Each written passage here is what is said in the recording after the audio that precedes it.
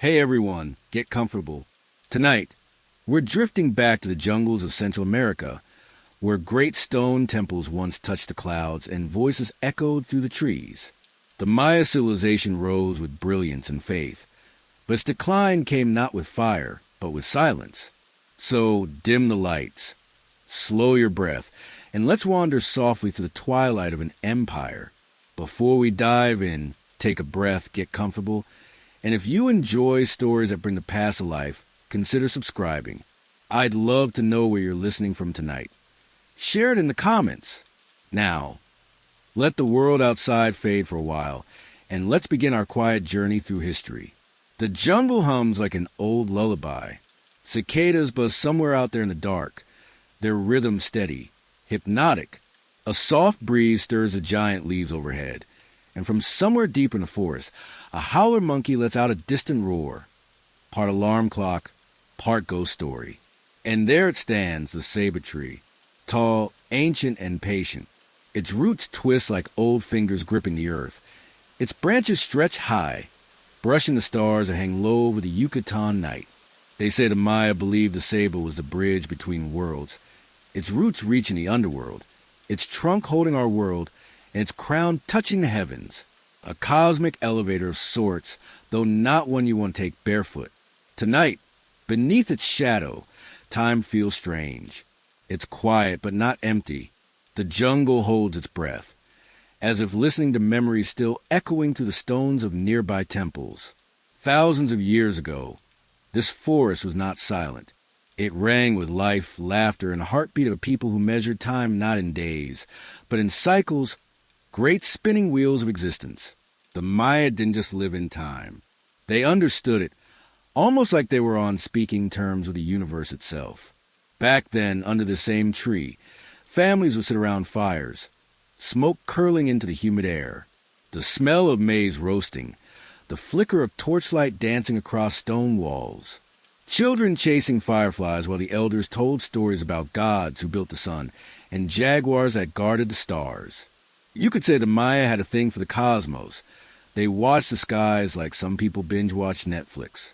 The first cities rose from this rainforest like dreams of stone, pyramids that touched the clouds, courtyards wide enough to hold the sun, temples carved with stories of creation, war, and rain, always rain, because rain was life. And right there, in the heart of it all, stood Tikal. Imagine it. Towering temples rising through mist, the smell of incense and burning copal filling the morning air, and somewhere in the distance, the slow thud of a wooden drum echoing across the plaza. Priests in bright feathers moved through the crowds. Merchants sold cacao, jade, and obsidian.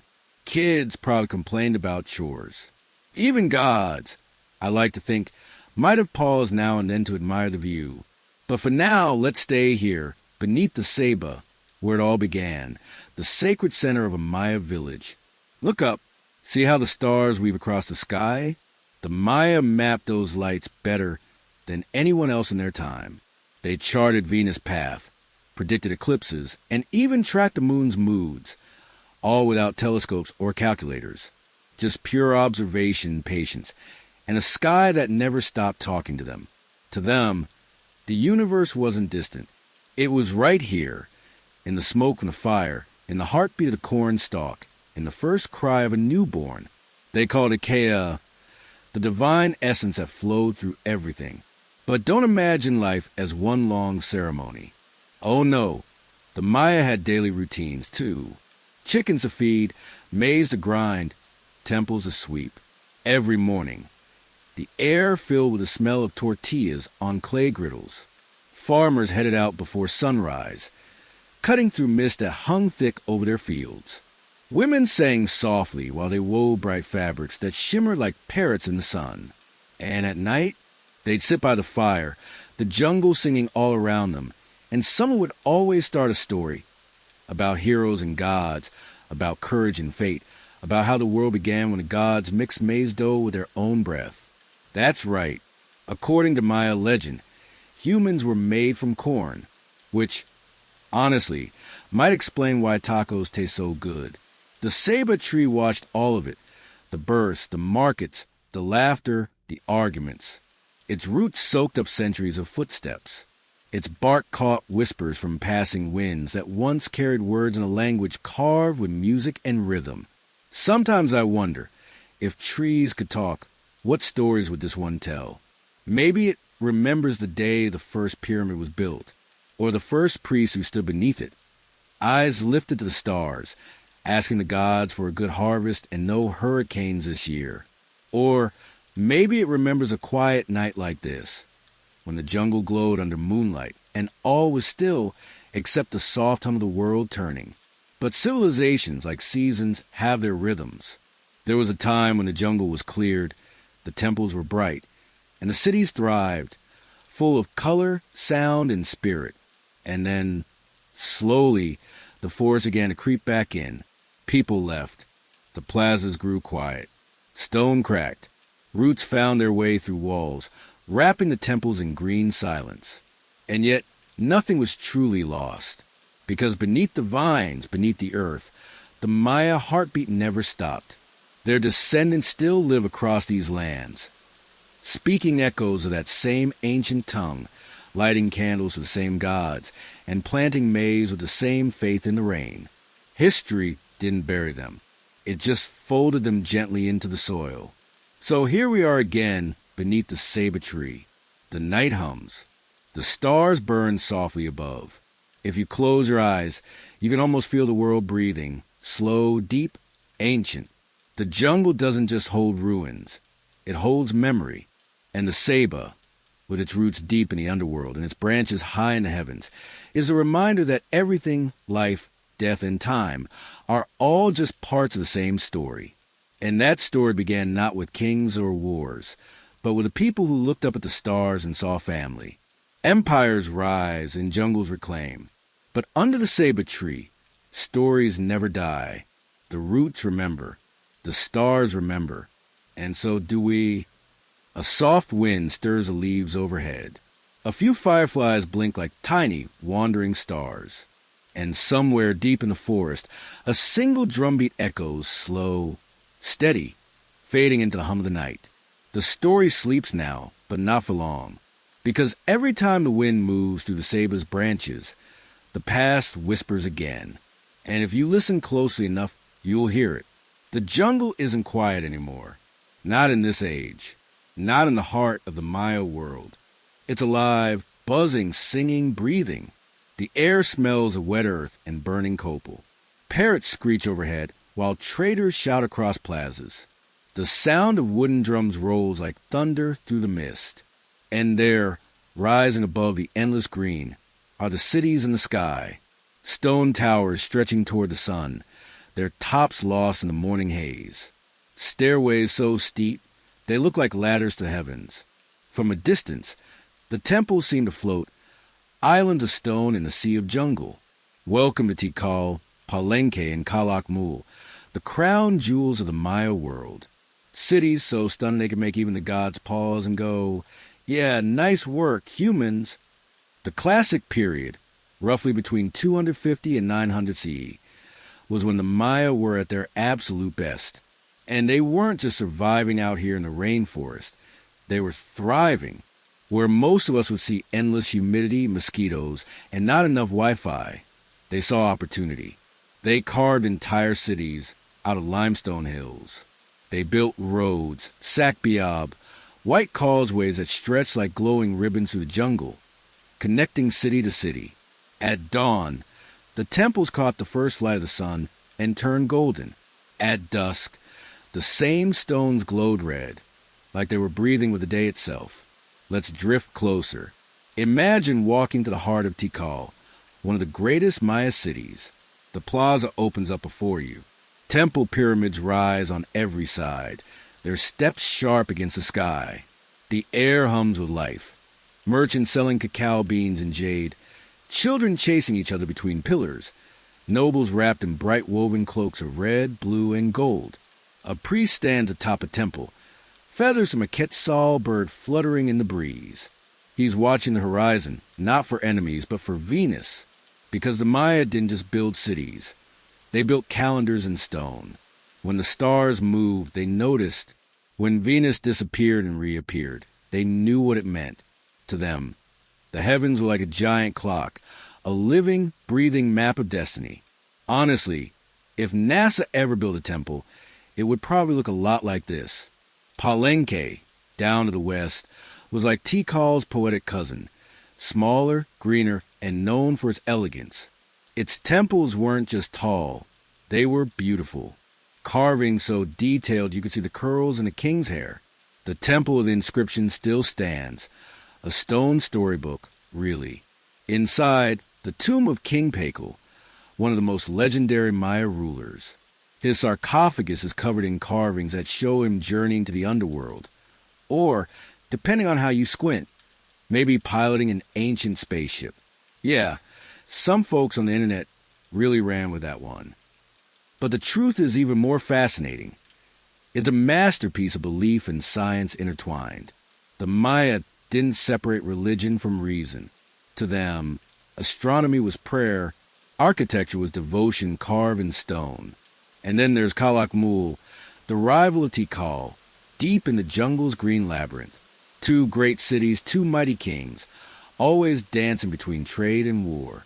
Imagine spies sneaking to the forest, carrying messages carved on bark paper or painted glyphs on pottery.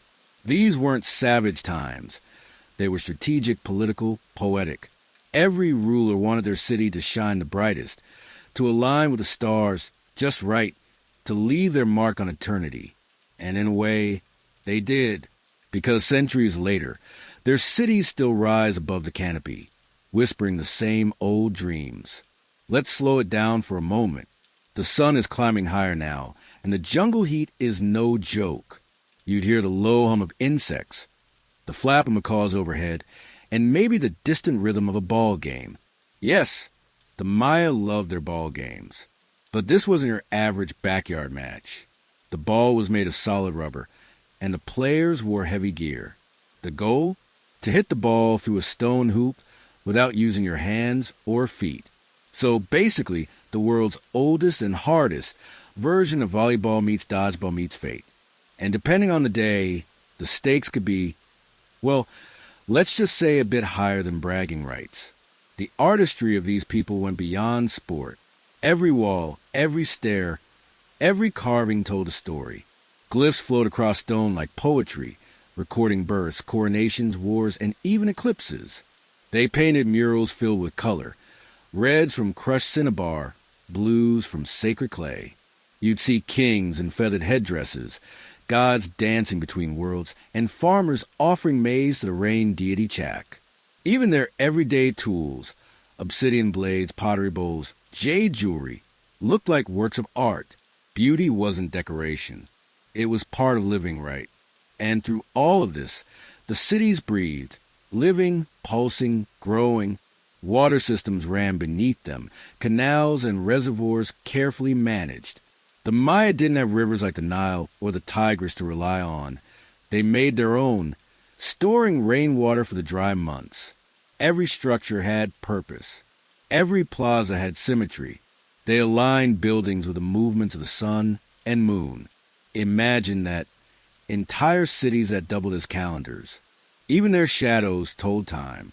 At night, when the fires dimmed and the drums faded, the jungle would hum again, and from the top of a temple, you could see it, stars stretching forever, the Milky Way like a river of silver cutting across the sky.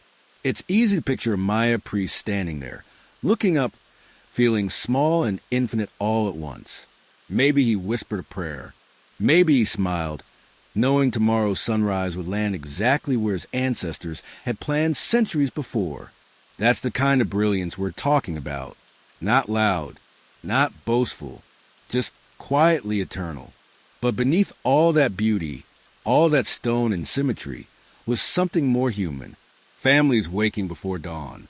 Farmers tilling soil that would soon dry in the sun. Artists shaping clay by hand. Children giggling in courtyards. It's easy to forget that these ruins were once neighborhoods, homes full of laughter, argument, love, and dreams. People living ordinary lives beneath extraordinary skies.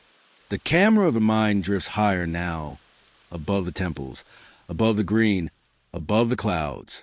Below us, the Maya world glows. Hundreds of cities, thousands of stories, millions of lives, all connected by paths of stone and spirit. It's beautiful, it's alive, and it's about to change.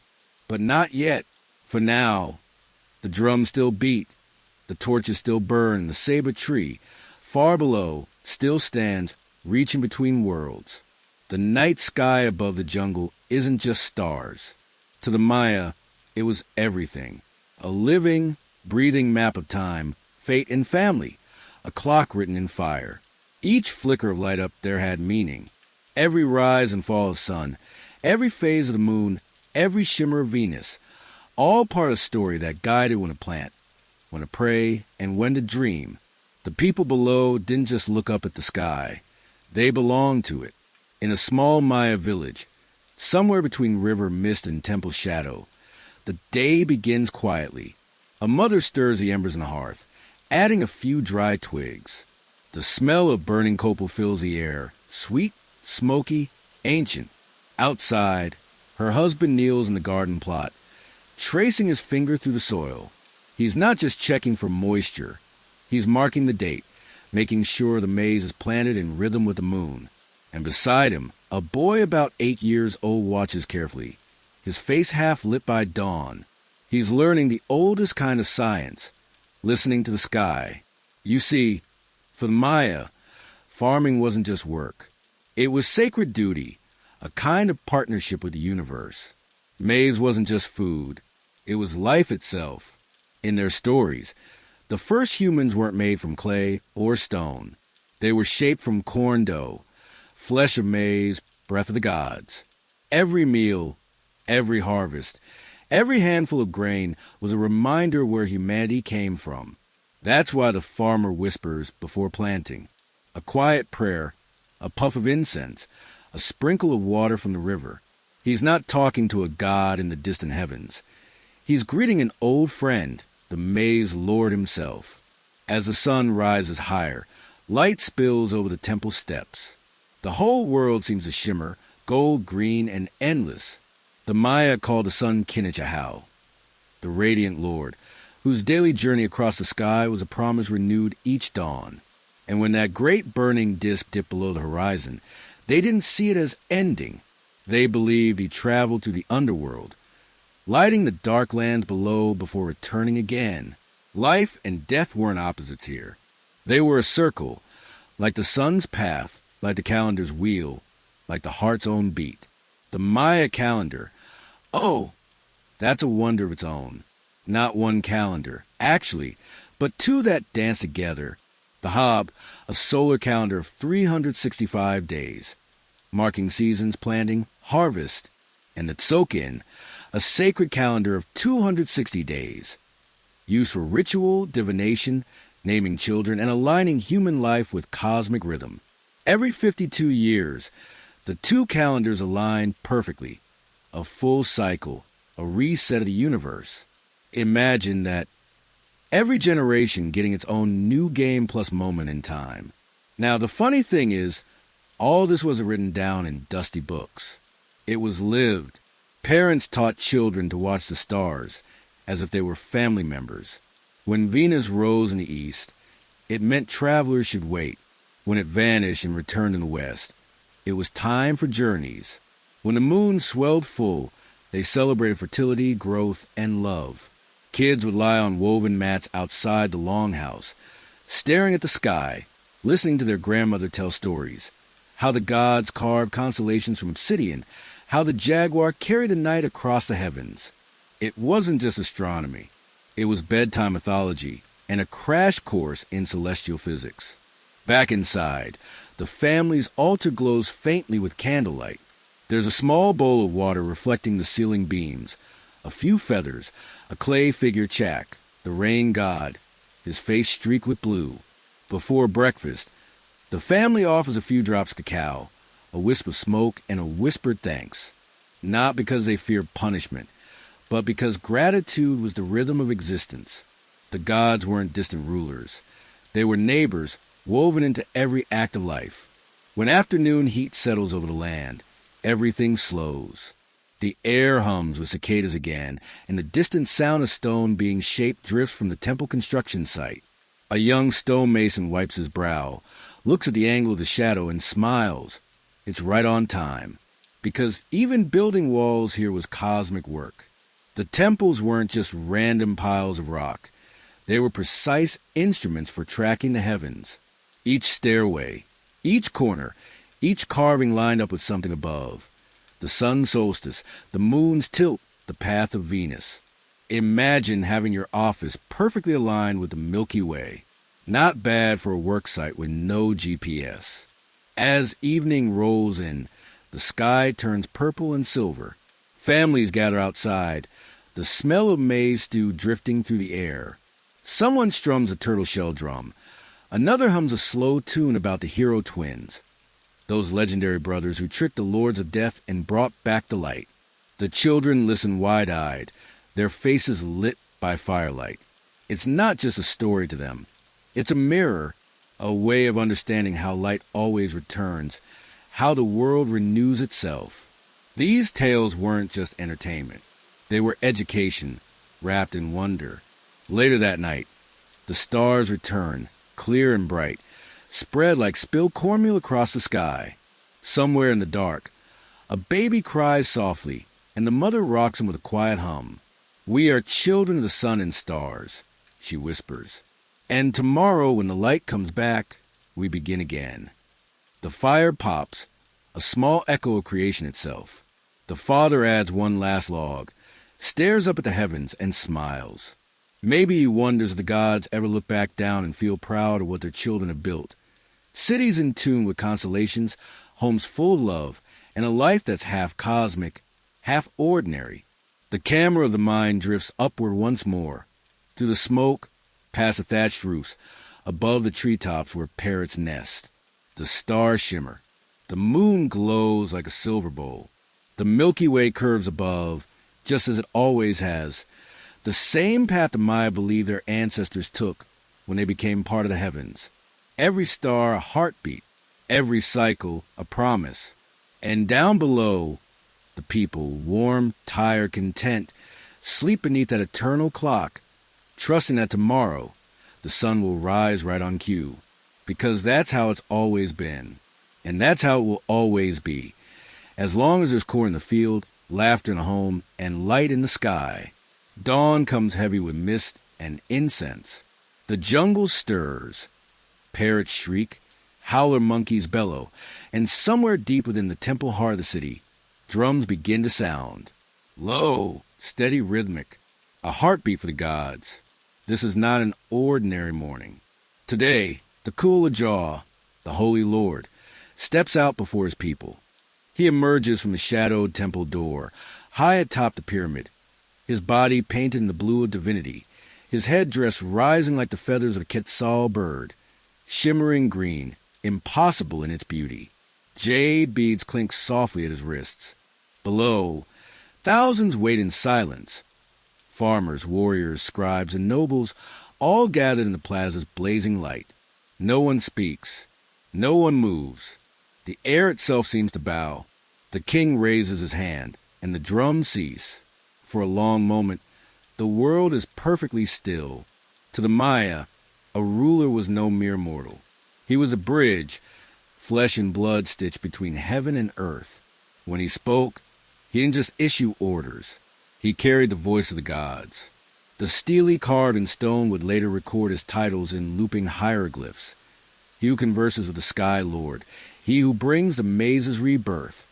But beneath those divine names beat a human heart, one that knew both glory and fear. The ceremony begins. Assistants bring forth an obsidian blade, black, mirror-sharp, kissed by the morning sun.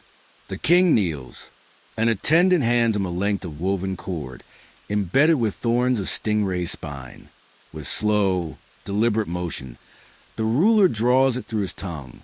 The crowd murmurs softly, not in horror, but in reverence. Blood spills onto paper bark, then burned, smoke curling toward the heavens. It is not an act of cruelty. It is communication.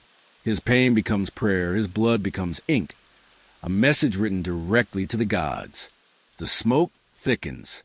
The drums resume, deeper now, echoing to the temple corridors. In that rising cloud, the people believe their ancestors and deities appear, the serpent vision unfurling before the king's eyes. He alone can see it, the twisting form of a giant snake, its open jaws revealing the spirit of a long-dead ruler. To the crowd, he stands motionless. To him, the heavens are alive.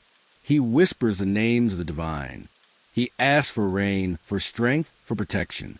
When the ritual ends, he stands trembling, exhausted, bloodied, but radiant in the eyes of his people. The gods have listened. The bridge holds. Later, in the palace chambers, the Holy Lord removes his headdress. The feathers fall limp. The jade beads rest cold against his skin. The great mass of divinity slides away, revealing simply a man, a husband, a father, a weary figure burdened by the weight of eternity. Outside, children play by the plaza steps, chasing each other with laughter echoing off stone. Inside, their king studies the carved lintels, the record of his ancestors' deeds. He must add his own, one day, something worthy of their line. On a table nearby, scribes sit cross-legged, painting glyphs onto folded bark paper. They capture his name, the date, the ritual, the exact phase of Venus. Every stroke of the brush ensures his reign will be remembered, not just as history, but as cosmic alignment. To rule well is to keep time itself in balance. But how heavy that balance must feel. Outside, the sound of construction fills the air. Stonecutters carve new stele. Artisans polish jade. Architects plan another temple to honor the gods. And the king who serves them, the ruler, walks among them, silent, his robes brushing dust from the steps. He pauses to speak to an old sculptor, who bows deeply but dares to meet his gaze. Will the gods remember us? The man asks softly. The king looks at the unfinished block of limestone before them, rough, unshaped, full of potential. If we build well enough, he replies, they'll see us in the stones. Then he walks on. At sunset, the city glows with firelight. Musicians gather in the plaza, playing flutes and drums as priests chant prayers for the coming night. The king stands atop the temple once more, this time alone. He watches the horizon fade from gold to indigo. For all his power, for all his divine right, he knows how fragile it is. A drought could come. A rival city could rise. Even the gods could grow silent.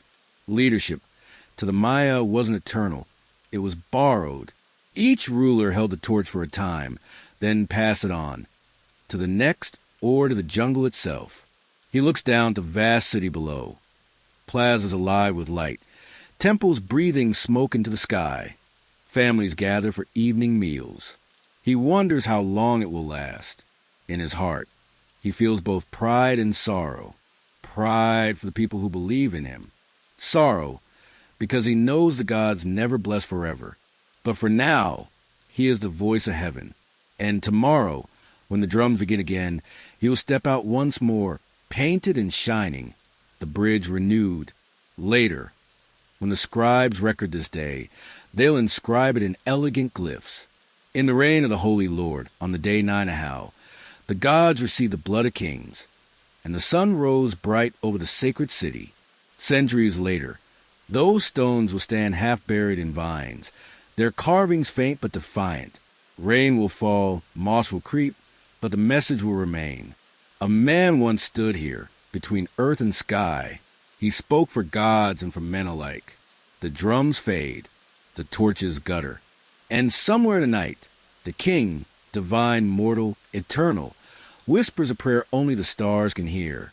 May my voice be carried on the wind, and may the gods remember their servant. The jungle answers in silence, and the stars, ever watchful, blink their approval, ancient witnesses to the fragile, beautiful burden of kingship. Time, to the Maya, it wasn't something that rushed by or slipped through your fingers like sand. It was alive, breathing, turning, a circle, not a line. Every sunrise wasn't a new day. It was a return, a familiar heartbeat in the great rhythm of the universe. And the Maya were its most patient listeners. High above the jungle, the first light spills across the temples of Tikal. Stone shadows stretch long and perfect, carved in sync with the rising sun. It's not an accident. Every step, every angle, every platform of that city is a conversation with the sky. The Maya didn't just look up and wonder. They measured wonder. They tracked the movements of Venus, counted the days between eclipses, and built observatories that could predict celestial events hundreds of years in advance. Without telescopes, without metal, without calculators. They had something better. They had patience. In the heart of every Maya city was a calendar, not hanging on a wall, but woven into life itself. The farmers used it to plant their maize at just the right moment. The priests used it to speak to the gods on the right days. The kings used it to claim the heavens were on their side. And everyone, from child to elder, lived by its rhythm, like notes in a song written by the stars. But here's where it gets mind-bending. The Maya didn't have just one calendar. They had three, each moving like gears in a cosmic clock. First came the Tzolk'in, the sacred calendar, 260 days long. It wasn't based on the sun or the moon, but on spirit. Every day had a name, a number, a destiny. Priests would read your birth date, like a fingerprint of fate, telling you which energies walk beside you in life. Some days were meant for planting, others for battle, and some better not even leave the house. Then came the Hob, the solar calendar, 365 days like ours, but organized into 18 months of 20 days each, with a strange little mini-month at the end called Wayeb, 5 days of chaos. During Wayeb, the boundaries between worlds blurred. Spirits wandered freely. People stayed indoors, whispered prayers, and avoided bad luck. You didn't want to start a journey during Wayeb. You didn't want to start anything during Wayeb, because even the gods needed time to reset the universe. And when you take the 260-day Tzolk'in and weave it with a 365-day Hob, you get the calendar round, a full cycle of 18,980 days. That's about 52 solar years. To the Maya, this wasn't just math. It was a lifetime, the point where the cycles realigned, where endings met beginnings. When the calendar round reset, people held their breath. Would the gods choose to keep the world spinning? Torches were extinguished. Fires died. The night became a waiting room for creation itself. And when dawn broke, when the first new flame was lit, the people rejoiced. The circle of time had turned again. But even that wasn't enough. The Maya wanted to count further. Not just years or lifetimes, but the bones of eternity itself. So they built a long count, a way to track every single day since the birth of the current world. Imagine carving a calendar so huge, it spans thousands of years. That was the long count. According to their reckoning, this current world began on what we call August 11th, 3114 BCE. That's over 5,000 years ago. And they were tracking time before many civilizations even learned to write. To the Maya, time wasn't just a record. It was a being. Every day had personality. Every era had a heartbeat. They didn't say, time passes. They said, time comes back. The rain season would always return. The maize would always grow again. Even death was just another turn of the great wheel. So, while other cultures feared endings, the Maya saw them as beginnings folded in disguise.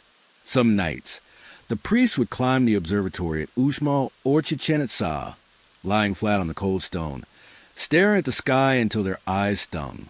They watched Venus, the morning star, the war star, tracing its shimmering path across the heavens. They knew it vanished for 8 days, then reappeared. They knew exactly when it would rise, decades in advance. And when it did, armies marched. Ceremonies began. The gods had spoken through geometry. What's wild is how human this all feels. We have clocks, apps, notifications, everything counting time for us. But they had silence. Stars, the patient pulse of seasons. They looked at the sky, and saw purpose. We look at our screens and see deadlines. But maybe the Maya weren't trying to control time. Maybe they were trying to understand it, to live alongside it, not against it.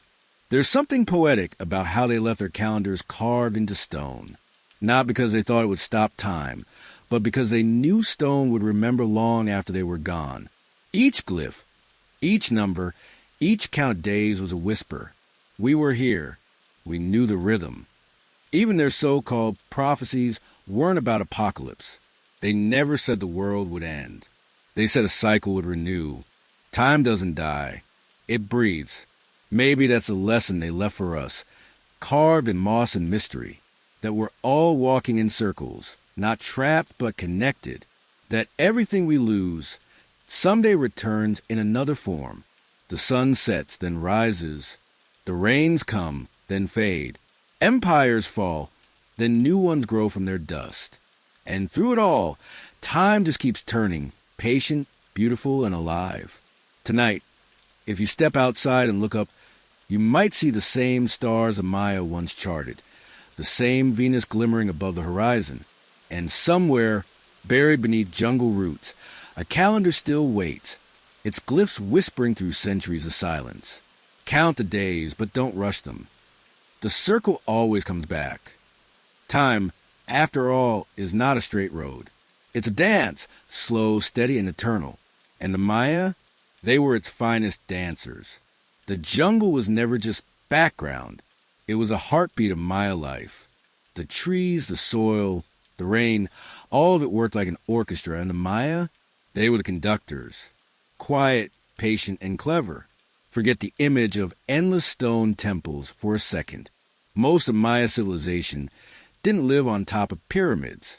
They lived around them, in small villages woven into green, where smoke curled from clay hearths and the smell of roasted maize hung in the air. This was the real empire, not of kings and gods, but of farmers. Every morning began the same way.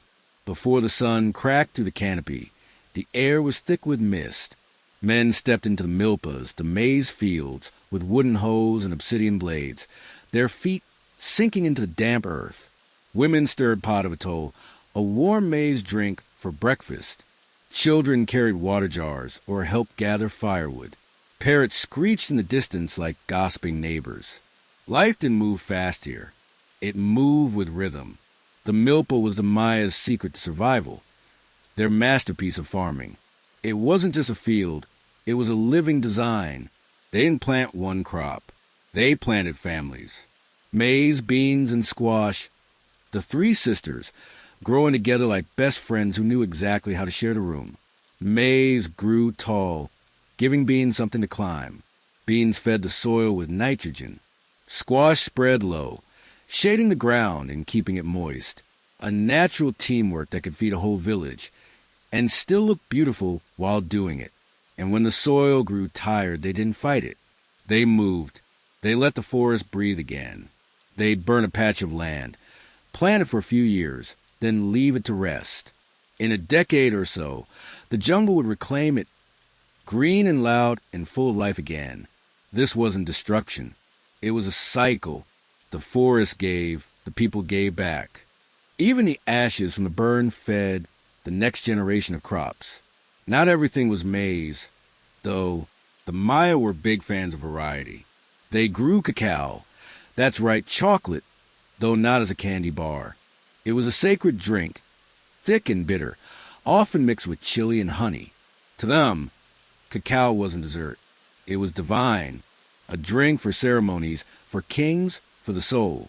They also farmed chili, sweet potatoes, avocados, cotton, papaya.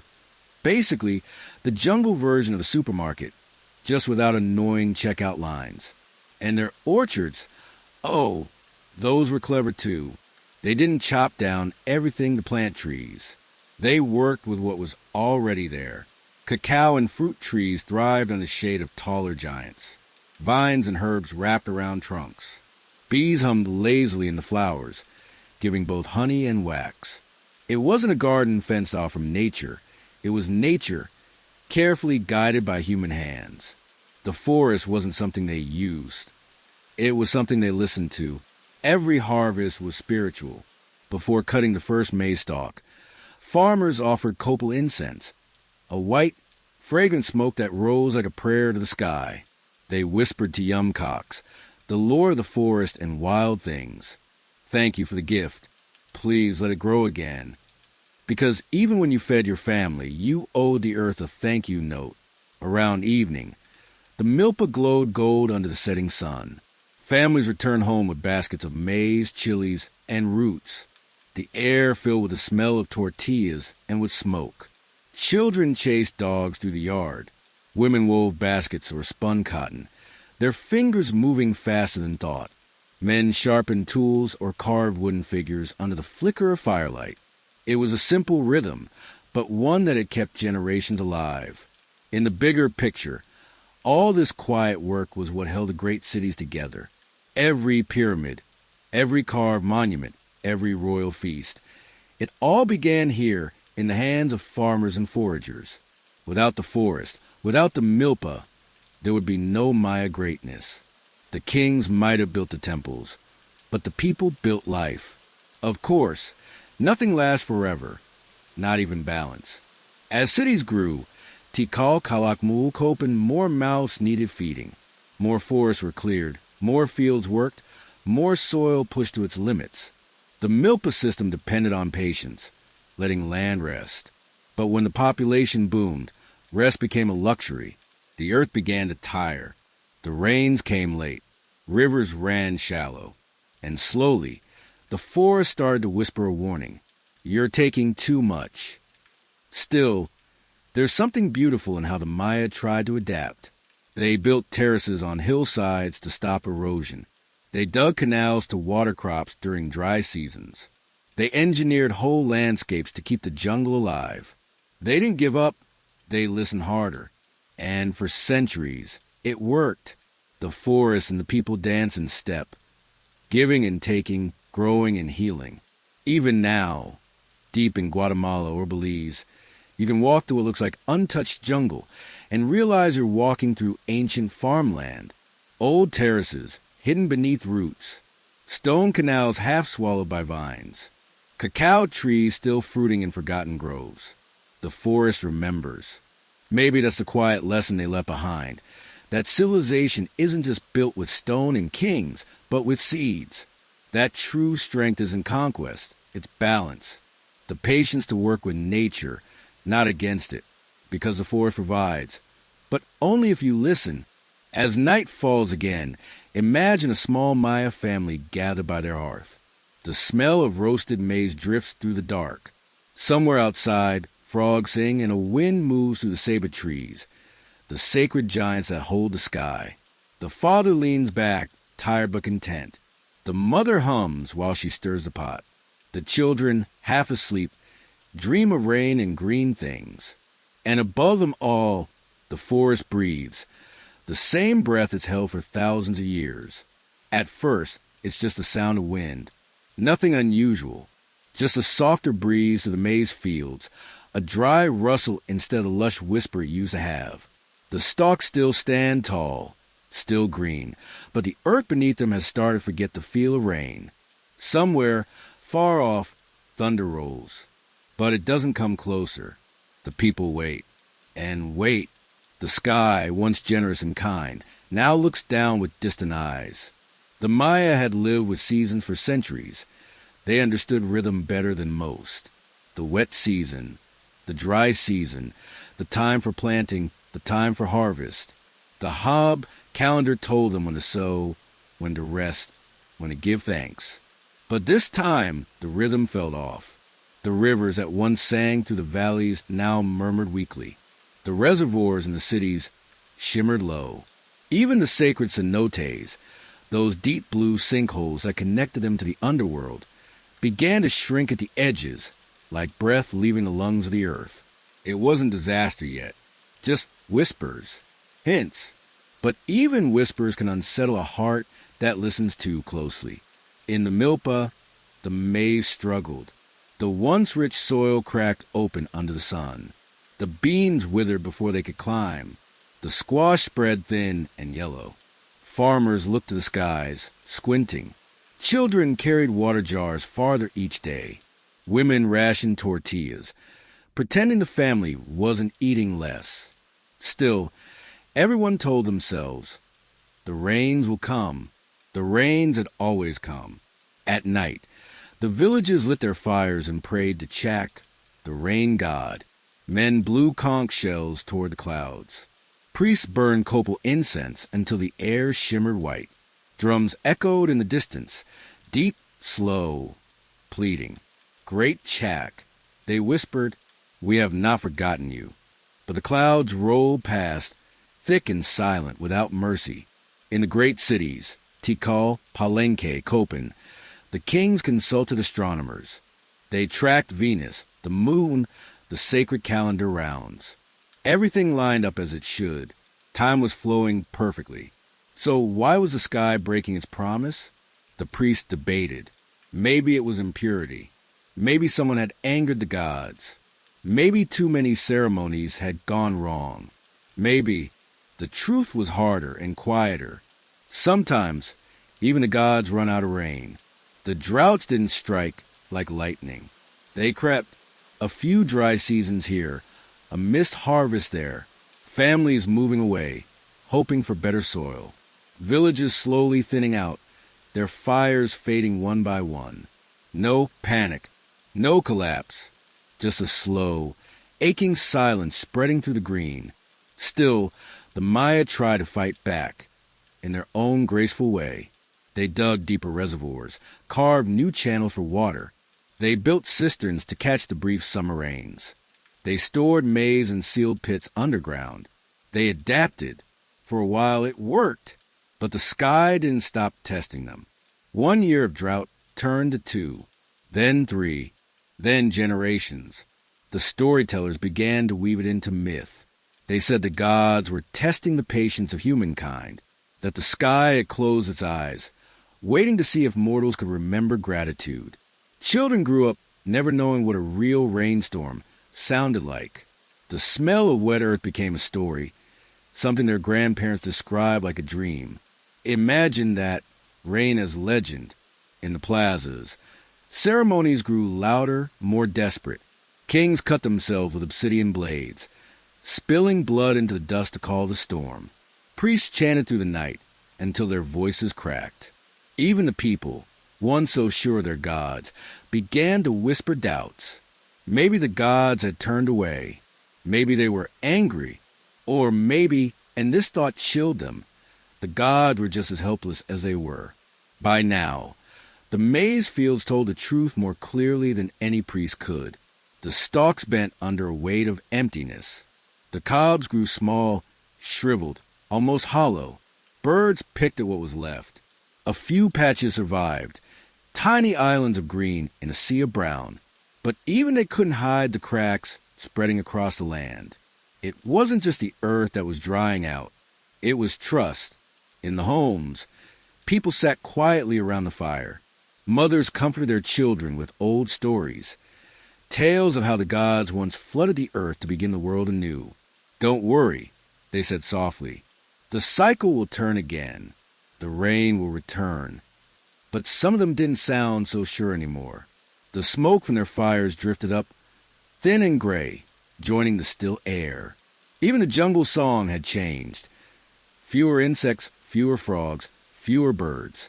The great chorus of life was losing its voice. In time, the drought touched everyone, peasants, nobles, kings. Stored grain spoiled. Trade routes thinned. Temples once filled with offerings now echoed with empty footsteps. The people who had once built cities that kissed the heavens began to wonder if the gods still remembered their names. Yet even in this silence, there was beauty. The farmers still went to the fields each morning, because that's what you do when life becomes uncertain. The potters still shaped clay. The weavers still wove. The elders still lit incense at dawn, just in case the gods were listening. Because the Maya had always believed in cycles, not endings. Even drought was just another turn of the wheel. The world would dry, then drown and bloom again. It was only a matter of when. And so they waited, the days long and hot.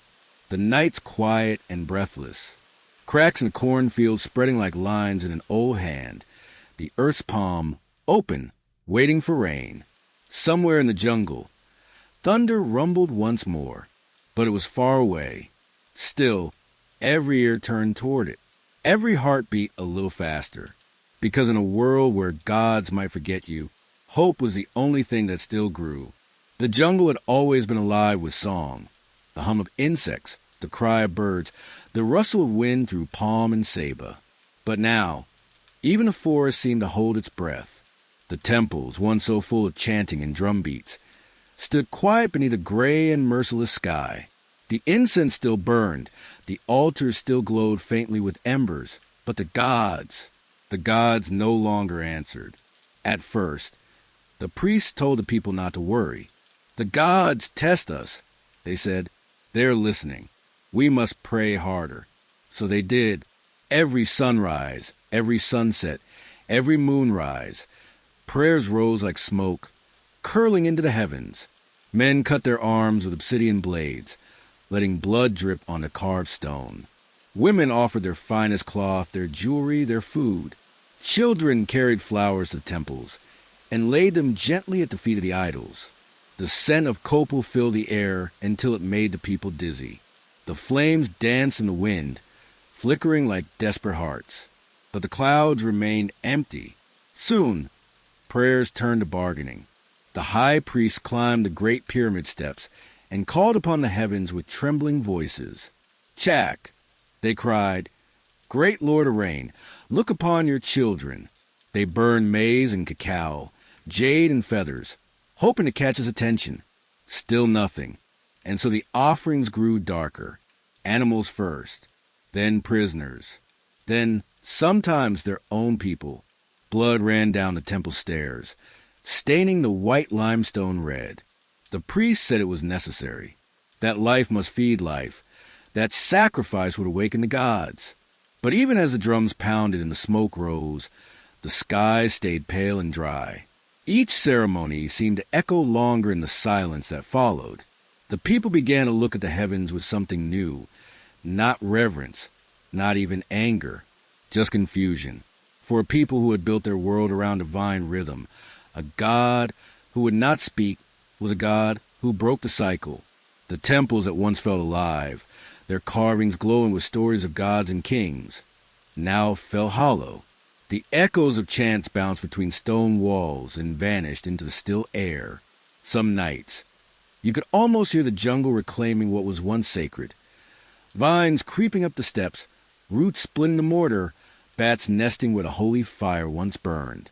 The gods weren't gone. They were just silent. The Kuhulajaw, the holy kings, stood before their people in grand ceremonies, their headdresses gleaming with jade and feathers. But even their voices trembled now. Once, their words had carried divine power. Now they felt like empty air, in secret. Even the kings began to wonder if their divine blood still meant anything at all. They performed the ancient rituals precisely as their ancestors had taught. The day chosen by the Tzolk'in, the position of Venus correct, the calendar aligned. Yet still, the heavens withheld their mercy. Some rulers began to fear what it meant. Were they no longer chosen? Had the gods turned their faces away? In the smaller villages, faith became fragile. Families prayed in whispers now, afraid the gods might hear their doubt. A mother offered her last tortilla to the fire. A farmer buried a clay pot of water at the roots of a dying tree, hoping the spirit of the forest would wake. An old man sat by a dry riverbed, humming songs of Chak, the same ones he'd sung as a boy, when the rains used to dance down like laughter. His voice cracked, but he sang anyway, because to stop singing would mean giving up completely. Some priests turned inward, seeking signs in the stars. Others turned desperate. They declared new ceremonies, new rules, new punishments for disbelief. They said the gods were angry at laziness, at pride, at disobedience. That faith must be proven. The rituals grew harsher, the nights darker, and still no rain. It is strange how silence can echo louder than thunder. In the plazas, Thousands knelt together under the sun, chanting, waiting for a drop, a gust, a whisper of hope. But the only sound was the dry wind brushing against the temple stones. When it passed, the people looked up at their priests. The priests looked up at their kings, and the kings looked up at the sky. No one dared to speak first, because deep inside each of them knew they had done everything they could, and it still wasn't enough. One night, a storm finally came, or seemed to. Lightning flashed far off in the horizon. The people ran outside, faces lifted, hearts racing. They opened their arms to the sky, but the wind brought only dust. No rain, and when the light faded, the clouds drifted away again, silent as ghosts. That was when the first temples began to close their doors. The jungle watched in quiet patience. It had seen gods rise and fall before. It had swallowed cities before. It would do so again. The vines climbed higher up the temple walls. The stones sweated under the heat. Frogs stopped singing near the empty ponds. The great plazas, once filled with song and smoke and color, now echoed only with the footsteps of those still searching for answers that would not come. But not everyone lost faith. A few priests, exhausted and humbled, began to whisper a different message, one softer, almost like surrender. They said maybe the gods were not angry. Maybe they were simply tired. And maybe it was time for humankind to listen instead of speak. In the quiet that followed, that thought lingered, faint as incense in morning air. And so the prayers continued, but they changed. No more shouts or drums or cries. Just soft words at dawn, whispered into the mist.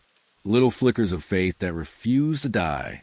The gods might have gone silent, but the people still waited, as they always had, for the sound of rain, because even silence in the world of the Maya was still part of the cycle, and every cycle, no matter how long, must one day turn again. The rain had stopped long ago, but something else was drying up too, trust. Once, the Maya lands had been a living web of cities, shining through the jungle like constellations on earth, each one ruled by its own king, the Kuhulajaw, the Holy Lord. And for centuries, those kings had shared the same belief, that their blood was sacred, that the gods spoke through them, that their duty was to keep the balance between heaven and earth. But now, that balance had cracked. At first, it began with small things, a mistrade caravan, a border skirmish over water, a rival city refusing to send tribute, little sparks in the dark. But when the harvest failed again and again, the sparks found dry grass, and the kings, once keepers of peace, became desperate men fighting for survival. In Tikal, the great jungle capital, the ruler looked from the top of his pyramid and saw smoke on the horizon, another city burning. He'd sent messengers, offerings, prayers. Nothing worked. His advisors whispered that maybe Kalakmul, their old rival, was hoarding grain, that maybe the gods had chosen them instead. And so he did what kings do when faith no longer feeds the people. He gathered his warriors. Across the dense green world, drums began to echo again, but these were not the drums of ceremony or harvest festivals. These were drums of war. Men marched beneath banners painted with the faces of gods who no longer answered. They carried spears carved from obsidian, shields woven from hide, and hearts heavy with fear. They weren't fighting for conquest anymore. They were fighting because it was the only thing left that made sense. The city-states that once traded jade and cacao now traded blood. Alliances shattered like cracked pottery. Rulers once bound by kinship turned into enemies overnight. The once golden age of Maya kings, scholars, astronomers, artists began to dim one city at a time. And yet through it all, each king still climbed his temple steps and lifted his arms to the sky. "I am your chosen one," he cried. "I will not let my people fall." But the sky remained blank, a pale ceiling of silence. It's easy, centuries later, to imagine these rulers as villains, arrogant men who refused to see the truth. But the truth was heavier than arrogance. They had been raised from birth to believe the sun rose because of them. That time itself moved because they bled for it. When the crops failed and the rain stopped, what else could they do but try harder? Their failure wasn't cruelty. It was heartbreak. In one city, a young king, barely 20, tried to break the old ways. He said, "No more sacrifices, no more war. We will feed each other instead." The priests called him weak. The warriors called him a fool. And before the next full moon, his own brothers sat on the throne. The old gods were fading, but a hunger for power never does. Even the grandest capitals began to crack under the strain. Temples half-built stood frozen in time. Palaces went quiet, their courtyards filled with weeds. Markets that once rang with the chatter of traders now echoed with the hiss of the wind. The kings tried to rebuild, to hold festivals, to light the sacred fires again. But the people were tired. Faith was no longer a song they could sing. It was a whisper of something they used to believe in. One chronicler wrote, in glyphs now half lost to the jungle, that when the rain stopped, so did the hearts of men. He said, the sky forgot us, and so we forgot each other. Maybe that's what collapse really feels like. Not one big ending, just a slow forgetting. Still, there were moments of grace. A king of Palenque, gray-haired and sick, gathered his people one last time. He stood on the temple steps and looked out over the forest, now more green than stone. He said, "We have built mountains from our hands. We have measured the stars. We have fed the gods with our faith. Let the next world remember us kindly." Then he bowed to the horizon, as if saying goodbye to an old friend. No war followed his death. His cities simply drifted away. By the 9th century, one by one, the cities went silent. No more bells, no more processions, only the jungle reclaiming its own. The king's tombs were sealed with jade and offerings, as if to keep the old world safe from decay. But decay is patient, and time, as the Maya well knew, always turns its wheel. If you listen carefully, really carefully, you can almost still hear them. The echoes of their rituals, faint and tired, carried to the roots of ancient trees. The weight of their crowns pressing into the soil. The memory of their voices asking the same question humans always ask when the world starts slipping away. What more could I have done? In the end, the fall of the Maya was not one moment, not one war, not one failure. It was thousands of tiny heartbreaks, scattered across centuries. Farmers watching the riverbeds crack. Priests burning incense to a quiet sky. And kings staring into the distance, realizing that even the divine cannot stop the tide of time. Their temples remain hidden beneath vines and roots, their faces carved into stone still staring up at the heavens. Maybe they're not asking for help anymore. Maybe they're just watching, waiting, hoping the next civilization learns what they could not, that even kings can't carry the world forever. The jungle was closing in, roots split stone. Vines crept over temples once white as bone. Birdsong echoed through empty plazas. But inside the quiet, inside the ruins that weren't yet ruins, there were still hands at work. A young mason knelt beside a half-finished wall, a chisel in one hand, a piece of limestone in the other. The city around him had grown thin. Fewer voices in the market, fewer drums at dusk. But still he carved. Each strike of his tool echoed to the empty courtyard, like a heartbeat that refused to stop. His master had told him once, "Stone remembers longer than blood." He didn't know if that was true, but he wanted to believe it.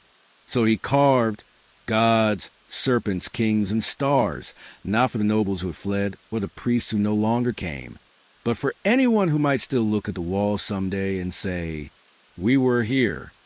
Across the plaza, a woman sat in the fading light, grinding pigments, red from hematite, blue from indigo, black from soot. Her brush was made from squirrel hair. Her canvas, a cracked plaster wall. The paint would fade, she knew that. Rain would take it, moss would eat it, but still she painted. On the wall, she painted a feast that would never happen again.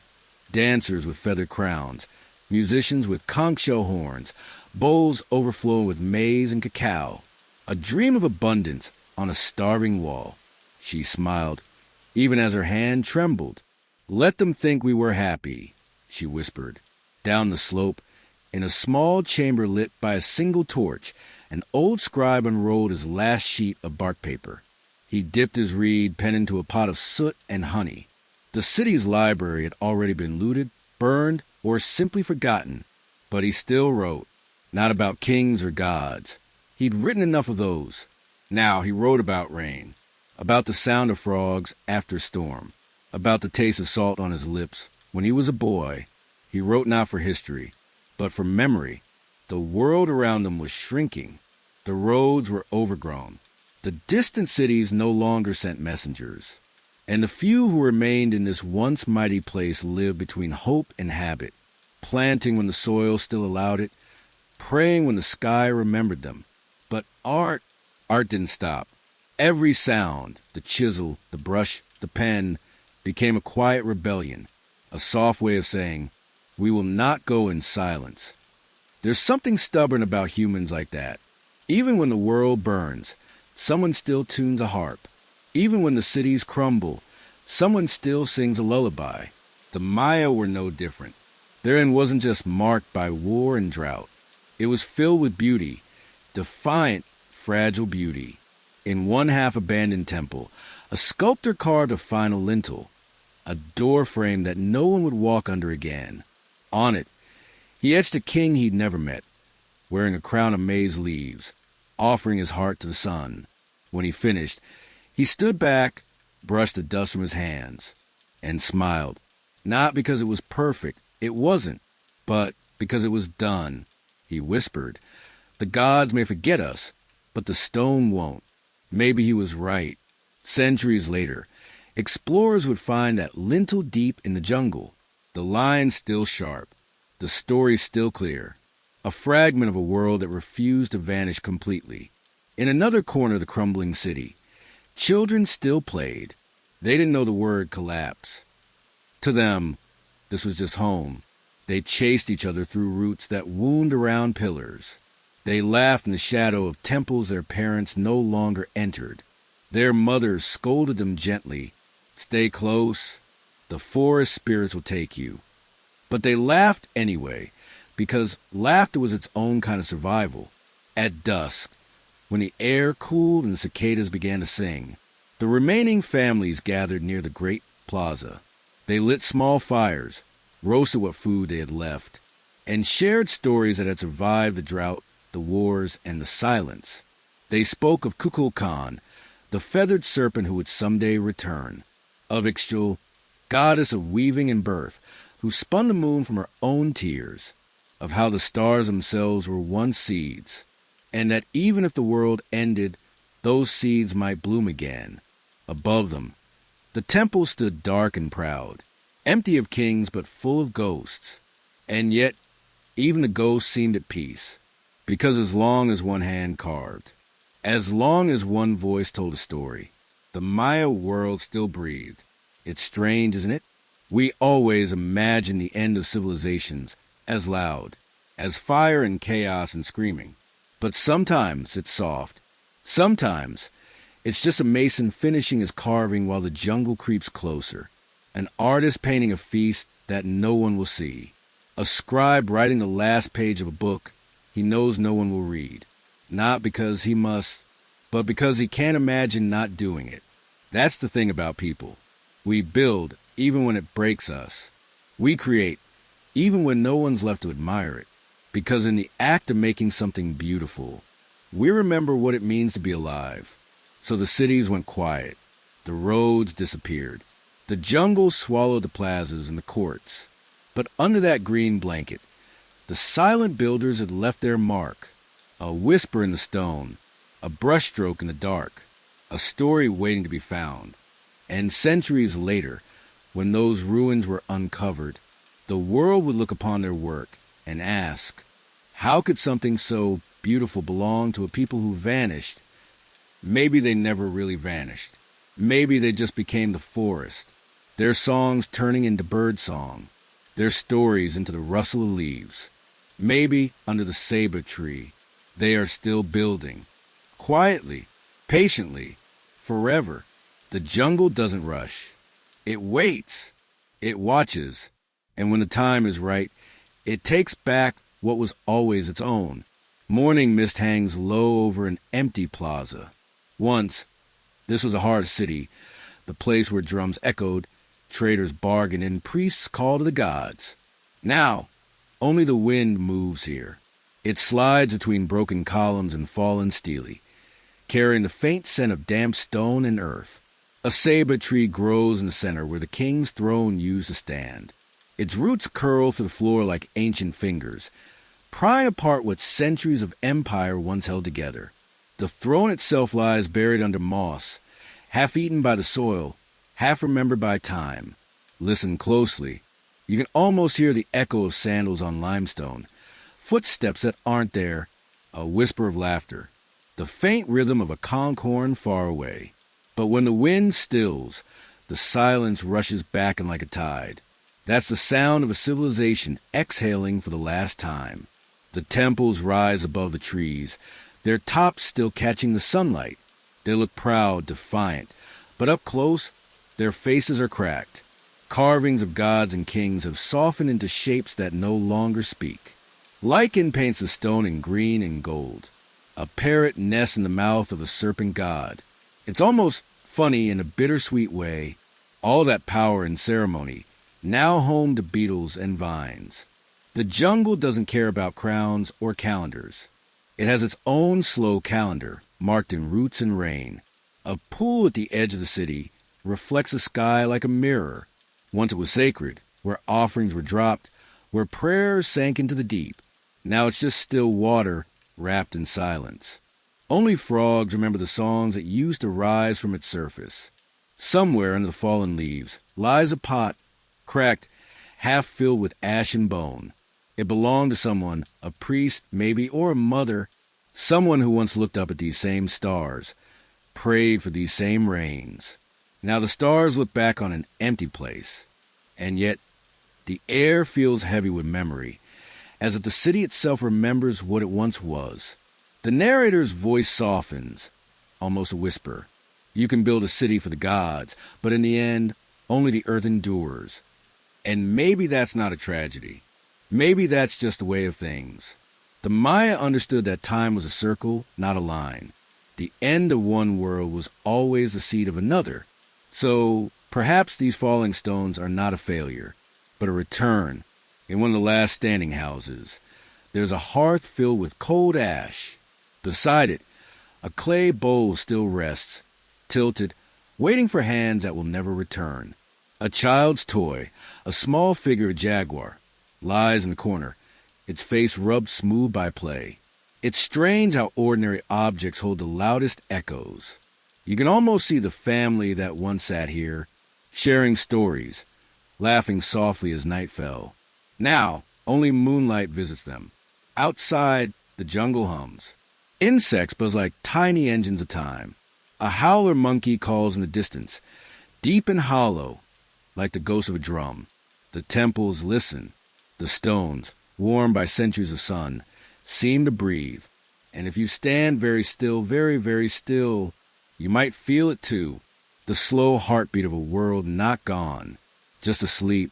Centuries later, explorers will stumble upon this place, cutting through vines, sweating in the heat, thinking they have discovered something lost. But the jungle will know better. It will look at these pale strangers and whisper, "You're late," because the Maya were never truly gone. Their descendants still walked the forest, planted maize, whispered prayers in the same language, just not among these stones. The people had left, yes, but their spirit, their rhythm, had already melted into the land. And maybe that's what the end of greatness really looks like. Not a crash, not a fall, just a gentle dispersal. A civilization dissolving into its own roots. The plazas grow quiet, the temples sigh, and the jungle closes her green hands. Softly, like tucking a child into bed. The last sound is rain, light, steady, forgiving, It washes over carvings of gods no one names anymore, over steps no one climbs, over the saber tree that now holds court in the Plaza Kings. Drops slide down the stone, carving new rivers through old faces. The gods weep, or maybe they laugh. It's hard to tell the difference anymore. There's a kind of peace in that silence. No battles, no cries, just the slow hum of life taking back its shape. And maybe if civilizations must end, this quiet surrender to the earth is the kindest way to go. So the narrator's voice fades, soft as mist. Here, beneath the saber tree, the Maya cities sleep, not gone, just listening, waiting for the world to remember their names. The camera of the mind drifts upward. The jungle stretches endlessly, green waves rolling beneath a golden sun. From high above, the temples still rise like islands, stone peaks and sea of life. They look small now, but still beautiful, still proud. And as the day fades into twilight, fireflies flicker across the ruins like the last sparks of memory. Tiny stars, still shining over a sleeping world. History likes clean endings. It likes to draw a line and say, here, this is where it ended. But the world isn't made of endings. It's made of echoes. And in the jungles and highlands of Mesoamerica, the echoes of the Maya never stopped. When the great cities emptied, when the plazas grew quiet and vines wrapped the temples, not everyone left. Some stayed. Families who couldn't bear to leave the land where their ancestors slept beneath the stones. Farmers who knew the rhythm of the soil better than any calendar. Scribes who still whispered the names of the gods as they packed away their last books of bark paper. They didn't call it collapse. They called it change. In the highlands, the air was cooler, the rains more certain. Small villages began to bloom where once there had been silence. Houses of wood and thatch replaced palaces of limestone. The drums were smaller, the rituals simpler, but the prayers, the prayers still sounded the same. Children were still given names bound to the sacred calendar. The maize was still planted under the same constellations. And when the first rains came, people still gathered to thank Chak, the rain god, though now his altar might be no more than a flat stone near a spring. The grand kings were gone, but the spirit of the people, that quiet endurance, remained. Mothers still wove the old patterns into cloth. Each thread was a line of memory, each color a story. In villages tucked between mountains, women would hum the old songs as they worked, the same songs their ancestors had sung in cities now swallowed by vines. And in those songs the cities still lived. A traveler passing through centuries later might not have recognized them as the Maya. The great monuments were gone, the hieroglyphs too, but if he listened closely to the rhythm of a loom, the laughter of a child, the way people marked the seasons by the stars, he would have heard it, the same heartbeat. Time, to the Maya, had always been a circle, and now that circle turned again, smaller, humbler, but unbroken. A priest, no longer draped in jade and feathers, still taught that the gods lived in the rain, the corn, the wind. He taught his children to speak to the earth before they sowed the seeds. He told them that every kernel of maize carried a soul, and that to eat was to remember.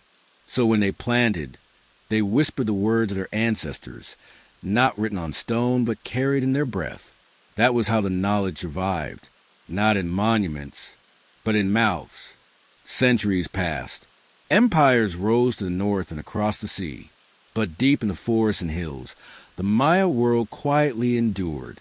When strangers came, armored, bearded, bearing crosses and fire, they thought they had found the ruins of a lost civilization. They were wrong, because even as the old temples crumbled, the people were still here. They had simply changed their shape, like a river finding a new path after flood. In the highland of Chiapas, in the Yucatan, in Guatemala's misty mountains, the Maya spirit found shelter in the villages. Rituals blended with new faiths. The old gods are behind new names. The rain was still prayed for. though now the prayer might end with the sign of the cross. Adaptation, not extinction. That was their quiet victory. In one village, a child listens as her grandmother speaks by the fire. The elder's voice is low and steady, like the murmur of a stream. She tells stories of gods who built the world from maize dough and breath. She teaches the girl to watch the stars, to listen for the rustle of the wind in the milpa, for that's how the ancestors still speak. Outside, night wraps the world in darkness, but the embers glow bright. That's how traditions survive, not through monuments, but through memories shared in the dark. And even now, centuries later, that same fire still burns. In the markets of Guatemala, women still sell cacao and corn wrapped in leaves, still weave the same geometric patterns that once decorated palace walls. In Yucatan villages, the sacred calendar still whispers through daily life, not as a relic, but as a rhythm. Festivals mark the turning of the seasons, and the earth is still fed before the harvest. The gods never left. They just learned new names. The narrator's voice softens, almost reverent. The Maya did not vanish. They became the forest, the farmer, the mother at the loom, the priest in the mountains whispering old prayers under new stars. That's the truth hidden beneath the ruins. Civilizations may crumble, but cultures breathe. They adapt. They endure. And so the circle continues. From city to village, from stone to soil, from monument to memory, the story of the Maya is still being written. When a modern Maya child looks up at the same sky her ancestors mapped with perfect precision, she isn't looking at the past. She's looking at home. The camera of imagination drifts again over the land, from the jungles of Petén, where the temples sleep, to the misty highlands, where smoke curls from morning fires. Somewhere, a woman hums as she grinds maize. Somewhere, a boy traces shapes in the dirt, spirals, suns, glyphs he doesn't know the names of, but that somehow feel familiar. And above them, the stars turn slowly. The same constellations that once guided kings and priests, now shining over farmers and dreamers. History writes a collapse, but the earth remembers continuity. The Maya story never truly ended. It simply changed its voice, from the roar of cities to the whisper of leaves. Centuries drifted by. Empires rose and fell in lands far away. New languages were spoken, new gods worshipped, new borders drawn. But here in the Maya lands, time began to move differently. The jungle took a deep breath and began to sing its green lullaby. At first, it was just a whisper, roots curling around the edges of old stone, moss creeping softly across carved faces. Then vines began to fall like curtains, wrapping the temples in emerald silence. Birds nested in the high places where kings once stood. Monkeys swung from the same beams that had once held banners of crimson and gold. The forest didn't rush. It never does. It waited, patient, unhurried, wrapping every wall, every stair, every hieroglyph in the kind of embrace only nature can give. Rain fell century after century, washing away color but not meaning. Wind whispered through the cracks, carrying pollen, seeds, and ghosts. And as the cities sank beneath green waves, the world forgot them. But the jungle didn't forget. It remembered everything. It cradled the temples, protected the stele, guarded the carvings of kings and gods. Where human hands had once built, nature's hands began to heal. If you were to wander there in those long centuries, you wouldn't have seen ruins. You would have seen a dream, a forest breathing over a hidden heart. Roots the size of serpents slid into stairways.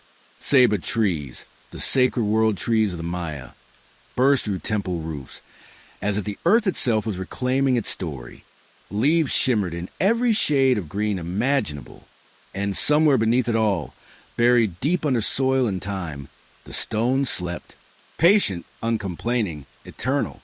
Sometimes villagers would find strange shapes in the jungle, a mound too perfect, a stone too straight. They'd whisper that the old gods still slept beneath the earth, and that to disturb them was to invite the past awake. And so, for hundreds of years, The jungle kept its secret. The Maya world was hidden, but never lost.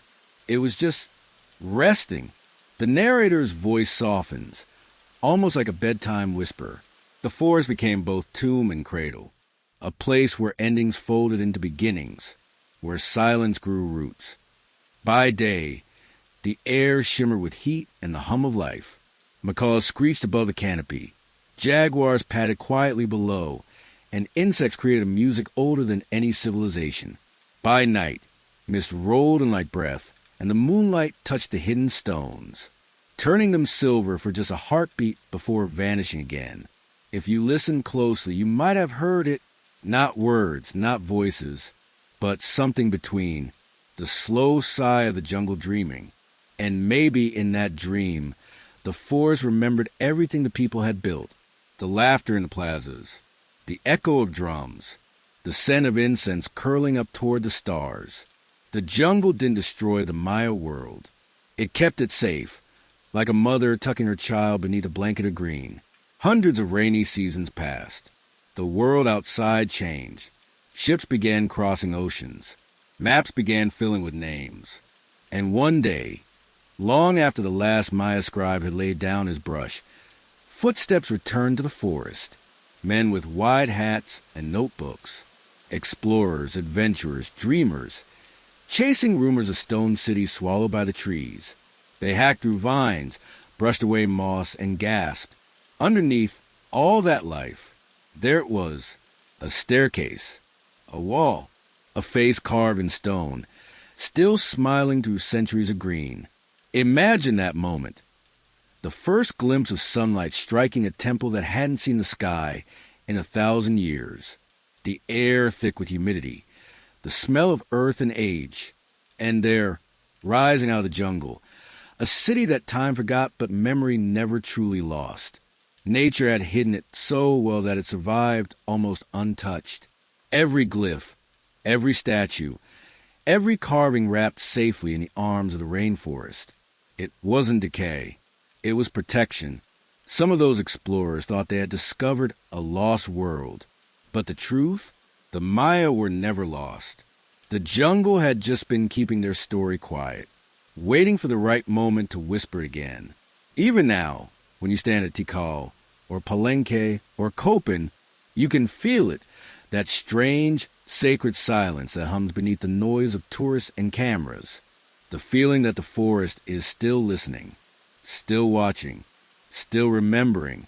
Every rustle of leaves sounds like the shuffle of ancient feet. Every gust of wind feels like a sigh through old corridors. The temples may be ruins, but they're alive, breathing in time with the jungle that kept them. The narrator pauses and the soundscape shifts. A low hum of insects, a drip of rain from high leaves, a gentle breeze moving through branches. Civilizations build. Nature waits. And when the people move on, the world returns to what it was, not out of cruelty, but out of balance. The jungle does not judge. It doesn't care who ruled, who prayed, who fell. It only grows. It only reclaims. And somehow, in that slow green rhythm, it gives back what time takes away. Peace. So tonight, as you drift asleep, imagine that vast ocean of trees swaying in the humid air, each one breathing life over what once was stone. Somewhere, a temple stands under the stars, wrapped in vines and silence. A jaguar slips through the shadows. A single orchid blooms where a crown once lay. And in the soft darkness, the jungle whispers, not of endings, but of endless beginnings, because what we call forgotten is often just waiting to be remembered. It began with whispers, the kind that drift through the thick air of the jungle like ghosts of memory, stories told by travelers and hunters, of strange mounds swallowed by vines, of carved stones half buried in roots. Locals had always known. Their grandparents and great-grandparents had spoken of the old places, the stone towns of the ancestors. But to the outside world, they were only myths until one day, the jungle decided to share its secrets again. The year was the mid-1800s. Europe was buzzing with explorers and dreamers. Men chasing lost worlds, golden idols, and stories to tell back home. They came with maps, notebooks, and far too many hats. But the truth is, they weren't the first ones to find anything, because the Maya never disappeared. They were still there. Their descendants farmed the same soil, prayed beneath the same ceiba trees, and spoke in the same flowing rhythms. When these new travelers showed up, confused by the forest maze, it was the Maya guides who led the way, quietly, carefully, like guardians showing strangers the resting place of their ancestors. Imagine the scene: dense green silence, mosquitoes humming in the air, the sound of a machete slicing through vines, and then a wall, not just any wall, a perfect cut of limestone, carved with faces and glyphs that hadn't seen sunlight in centuries. The explorers gasped, their journals filled with trembling words. Found ruins of magnificent size, covered in trees. They couldn't have known it yet, but they were walking through the bones of greatness. Tikal, Palenque, names that would soon echo through history again, like old songs remembered after a long silence. The first carvings they brushed clean showed kings in feathered crowns, gods with serpent eyes, and glyphs unlike any they'd ever seen. The explorers copied them, line by line, sketching with shaking hands. But to the Maya guides, those faces were familiar. They weren't just art, they were family. These are our ancestors, some whispered. They built these cities. And the forest seemed to listen, nodding gently in the humid air. The world outside was stunned. Europe and America had long imagined Americas before Columbus as empty, a wilderness. But here were temples taller than cathedrals, calendars more precise than anything in the West, a written language older than most European scripts. It was like discovering that a forgotten civilization had been hiding in plain sight all along. But the rediscovery wasn't just about adventure. It was about patience. You see, those beautiful glyphs carved into stone, they were a mystery. For over a century, no one could read them. Some thought they were just decorative. Others guessed they were stars or numbers or magic spells. And honestly, who could blame them? The Maya script wasn't like anything else. A mix of sound and image, poetry and math. It took generations of scholars, artists, and Maya descendants working together to finally unlock it. Each symbol, each curl of line, slowly gave up its secret, revealing stories of kings, astronomers, farmers, and poets. The stone spoke again, and when they did, they didn't tell tales of lost people. They told stories of continuity, of families who had endured drought, war, and time, yet still lived, still farmed, still told the same myths under the same stars. The explorers thought they were digging up the past, but really, they were uncovering something still alive. Let's slow down for a moment. Picture this: a clearing in the jungle, thick mist hugging the trees, a team of archaeologists brushing dust from a glyph with tiny tools, sunlight flickering through leaves, and nearby, a Maya elder watching quietly. He doesn't say much, just smiles faintly, because for him, these ruins are not discoveries. They're home. It's a strange kind of reunion. The living meeting the memory of their ancestors face to face. Stone by stone, temple by temple, the world began to remember the Maya. But in truth, the Maya had always remembered themselves. The narrator's voice softens here, calm, almost like a bedtime sigh. There's something poetic about the way knowledge sleeps. It never really dies. It just dreams, waiting for someone to listen again. And that's exactly what archaeology became, not conquest, not treasure hunting, but listening. Listening to stones, to carvings, to the stories carved by hands that believed the world itself was sacred. Even the scientists began to speak differently, less like conquerors, more like caretakers. They realized they weren't uncovering ruins. They were uncovering memory. And so, as the jungle's grip loosened, temples stood tall again under the open sky. The same ceiba trees still guarded them, their roots wrapped like gentle arms around stones. The forest had kept its promise. It had protected the cities until the world was ready to hear their story again. Now, tourists walk where kings once walked. Cameras click where priests once prayed. And in the distance, you can still hear the jungle singing, that slow, steady hum of life that never stopped. But if you listen carefully, beneath the noise, there's another sound. A whisper, soft as breath. It says, "We were never lost. We are still here." Because the Maya didn't vanish into legend. Their language is still spoken in villages across Guatemala, Belize, Mexico, and Honduras. Their weavers still craft patterns that mirror the stars. Their farmers still plant maize by the moon. Their prayers still rise with incense, curling into the night. The stones might have slept, but the people never stopped dreaming. So, as night settles once more over the rainforest, imagine those ancient temples standing proud beneath the stars. No longer hidden, no longer silent. They're part of the world again. Part of us.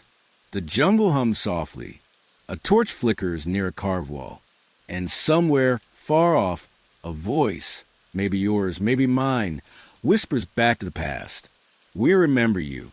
Night settles once more over the rainforest.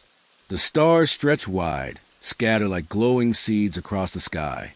Down below, the saber tree sways, its roots deep in the same earth that once carried kings, priests, and poets. Its branches reach high, brushing the heavens, as if reminding the stars, we're still here. The jungle hums its low song, soft, steady, eternal. And somewhere in that chorus, if you listen carefully, there's an echo, not loud, not desperate, just calm. It's the sound of a civilization that never really ended. People like to say the Maya fell, but they didn't fall. They changed, adapted, kept breathing through time's long rhythm. Empires crumble, stones fade, kings vanish into legend, but people endure. Even now, millions of Maya live across Mexico, Guatemala, Belize, and Honduras. They speak over 30 living Mayan languages, soft, beautiful tongues that sound like the wind rustling through cornfields. Their words carry the same patterns once carved into stone. Their stories still honor the same sun, moon, and maize that fed their ancestors. They are the echo that still breathes. Imagine a small village at dawn, mist rising over green hills, a rooster calling. A farmer steps barefoot into his field. He presses a few maize kernels into soil and murmurs a short prayer, not to a forgotten God, but to the spirit of life itself. He might call the rain by another name now, maybe by the saint of the church nearby. But in the quiet between words, you can still hear Chak, the ancient rain-bringer, smiling in the clouds. The line between the old and new has blurred beautifully. The gods didn't die. They just put on new names and kept walking beside their people. At the village's edge, an old woman sits weaving. Her fingers move in rhythm, pulling bright threads, red, gold, turquoise, patterns that shimmer like sunrise on temple walls. Every line tells a story, of family, of corn, of constellations. Her granddaughter sits beside her, learning, not from a book, not from a screen, but from the quiet language of hands and patience. And in that moment, the thread between generations stretches unbroken, from her loom back to 1,000 years of ancestors. If you close your eyes, you can almost hear the ancient looms of Palenque, the quiet laughter of artisans in Tikal, the heartbeat of a civilization still echoing beneath the surface. The jungle itself seems to remember. It breathes around the ruins, warm and alive. Roots curl gently through crumbling temples, not to destroy, but to hold, like a mother keeping her sleeping child safe. Each leaf that falls onto those old stones feels like a whispered promise. You are not forgotten. Even the wind knows the old songs. It slips through the empty doorways of temples, carrying the hum of ancient chants down to the valleys. Sometimes, when thunder rolls over the canopy, it sounds like the drum beats of long ago ceremonies. The earth still sings in Maya. Time moves differently here, not in straight lines, but in circles, the same way the Maya saw it. Seasons spin, generations turn, and everything that was becomes again. The stars that guided farmers and astronomers centuries ago still rise in the same order.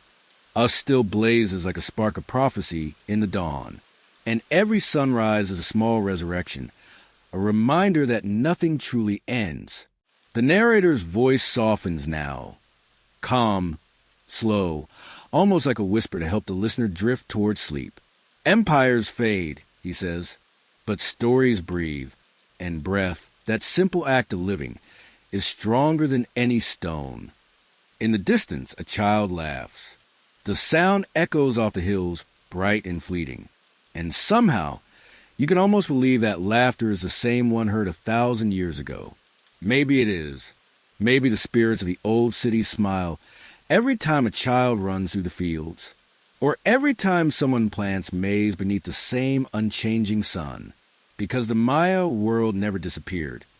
It just grew quieter, moved from stone to soil, from temple to home, from ritual to rhythm. Now, under the stars, the jungle glows with life. Fireflies flicker like tiny altars. The saber tree stands tall, its leaves whispering stories to the night breeze. And somewhere deep within the forest, the ruins breathe in silence. They are not graves. They are lungs. They inhale time and exhale memory. So as we close this long, gentle journey, from greatness to stillness, from rise to remembrance, take one last look at that starlit sky. Those constellations above once told the Maya when to plant, when to build, when to dream. And they're still there, unchanged, patient, watching. The same stars, the same wind, the same heartbeat beneath the earth. The Maya are still here, in the farmer's hands, in the weaver's threads, in the words whispered to the dawn. History didn't bury them. It carried them forward. So, as the night deepens and the jungle sings its lullaby, remember this simple truth. Civilizations don't die, they transform. Their breath lingers in languages and landscapes, in us. The stones sleep, the people dream, and time, eternal and kind, circles back again. Beneath the saber tree, the stars shimmer brighter, as if the heavens themselves are listening. The narrator's final whisper drifts through the warm night air. Nothing is lost. Everything remembers.